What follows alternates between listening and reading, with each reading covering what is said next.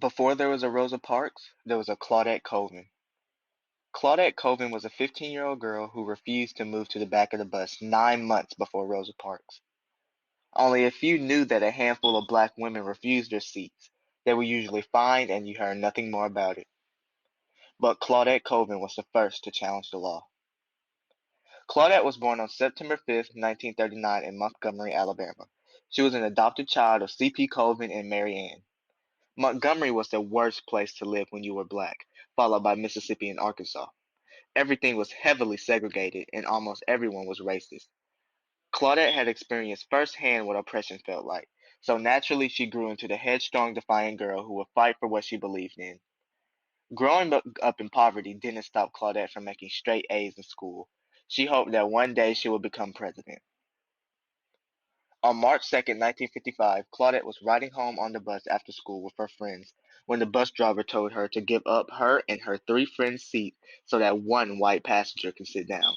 She refused, saying, "It's my constitutional right to sit here as much as that lady. I paid my fare. It's my constitutional right."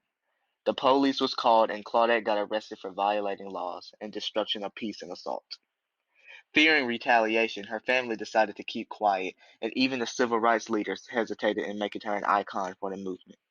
9 months later, Rosa Parks came along with a similar incident.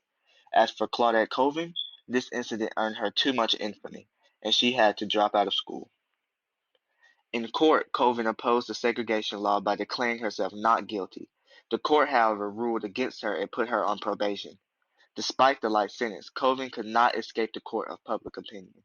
The once quiet student was branded a troublemaker by some, and she had to drop out of college. Her reputation also made it impossible for her to find a job.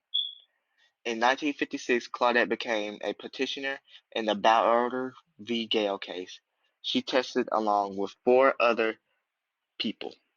This resulted in the declaration that made bus segregation laws unconstitutional in 1956. 2 years later, Claudette moved to New York where she had her second son. She became a nurse's aide in Manhattan Nursing Home.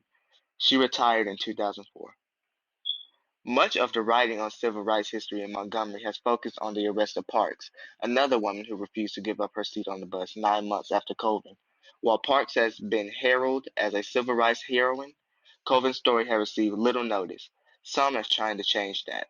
Rita Dove penned the poem Claudette Colvin Goes to Work, which later becomes a song.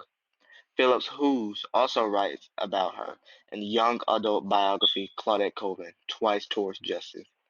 While her role in the fight to end segregation in Montgomery may not be widely recognized, Colvin helped advance civil rights efforts in the city.